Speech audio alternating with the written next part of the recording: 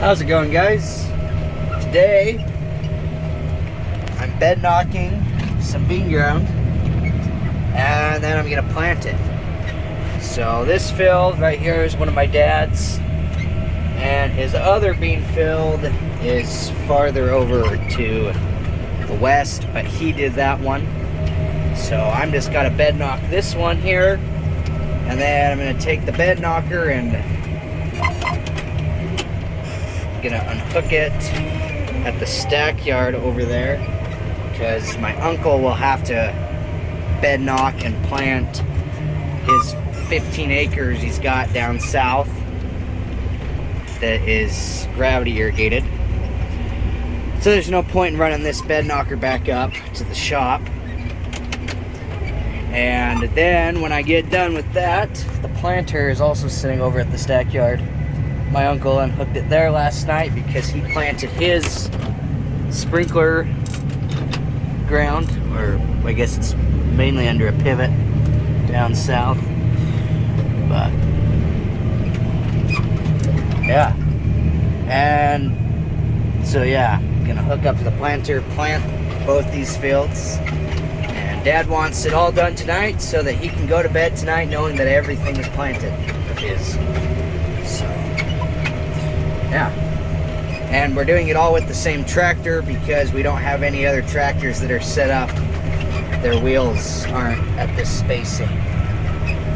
The tractor that's on the corn planter, you'd have to drop the duals off and then take out a spacer and then put the duals back on, because it's nicer to have duals.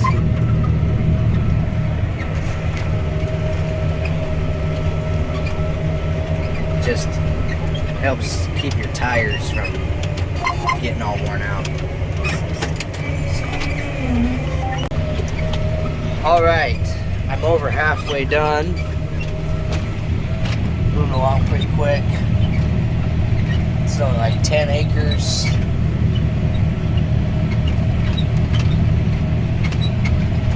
And I'm rolling about 6 to 6.5 miles an hour, so.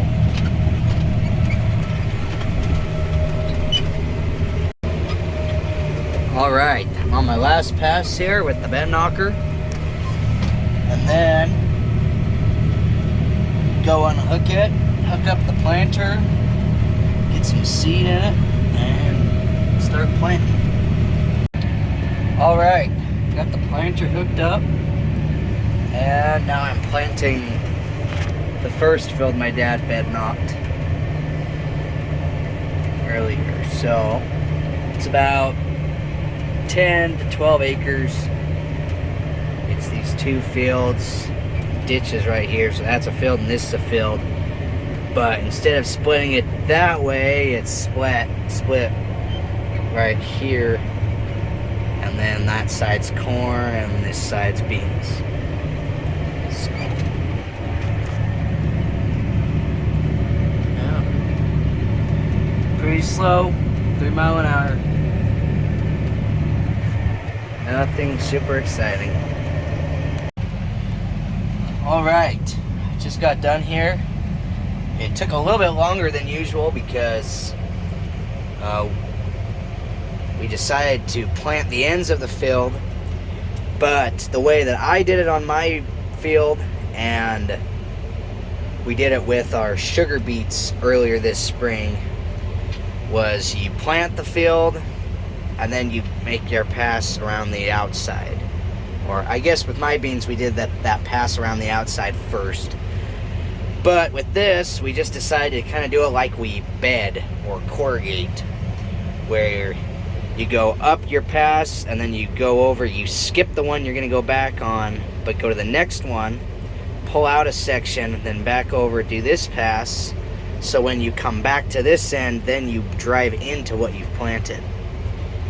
And we just did that because with the sugar beets, when we drove across the top of the field, it really destroyed the corrugates, and it was a lot more work to get everything ready to be irrigated again. So now this is done, I'm gonna head back to the west to the field I was, or east, to the field I was bed knocking earlier, and I'm gonna try to get that planted out tonight. All right, first pass in this next field here. So, this one's gonna take longer. It's a little bit smaller acreage, but it's a lot shorter runs. So, and more runs. So, we'll be here at least a couple hours. All right, I'm getting close to being done, but I thought I'd show real quick what's making it take so long. So you notice right here has already been planted. It's because instead of just turning around and going straight up the row there, I skip one, come over, and get lined up.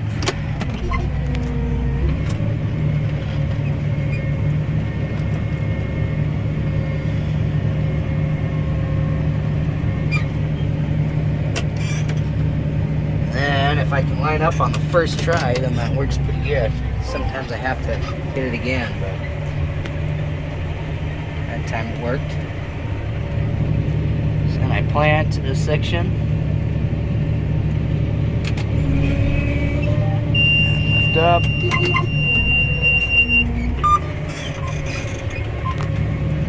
Then come back this one,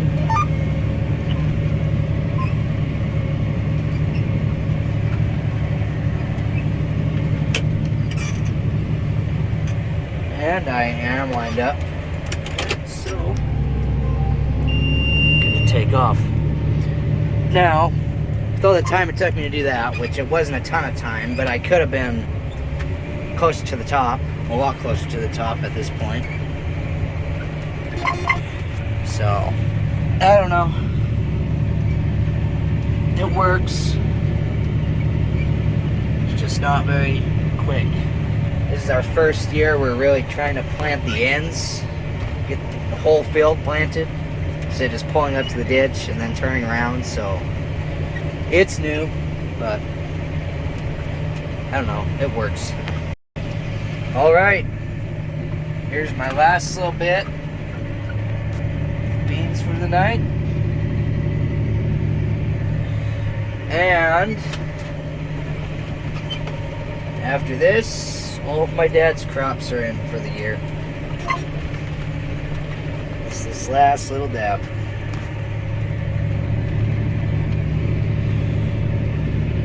And there we go. Now all that's left is like 15 acres down south of my uncle's, and then all the beans are planted. And then my uncle has a little bit of corn left to plant, and then we can put the planters all away. Just waiting on my uncle now, I guess. So, alright, I just pulled down the road here, parked under these trees, so there's shade over it tomorrow. Oh, we're basically out of seed in there. It's just down to the very bottom. All of them, pretty much. Oh, well, not that one. There's a couple of these that plant a little bit faster than the rest. Yeah, there's some in here. This is what the seed is. It's a really small seed, if I can't really focus.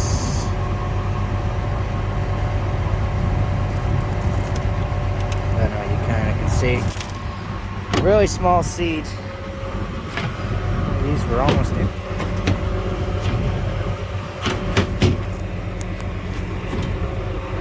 There's just a couple. Yeah, that one's full. Yeah. I know it didn't stop planting because the monitor on that thing, for this planter, it screams at you if it's not planting, so I would have heard it. So now I'm just waiting for my ride to come. Here's some hay. It's drying out slowly but surely. Still some moisture in the stems on the bottom. So I don't know if we'll get in to bale this. I don't know. Saturday night. I don't know if this will go Monday. Maybe. That's still pretty green. Might be Tuesday. I don't know. Then the stuff on the top is dry. Breaks apart. So I don't know. Maybe we'll just rake it Monday and then give it the day to dry and it'll work. So we do have a preservative system on our baler now, so that can help too. So yeah, I'm gonna end the video here. Next week we'll be getting this hay bale off. And yeah. So we'll catch you guys next time. Thanks for watching.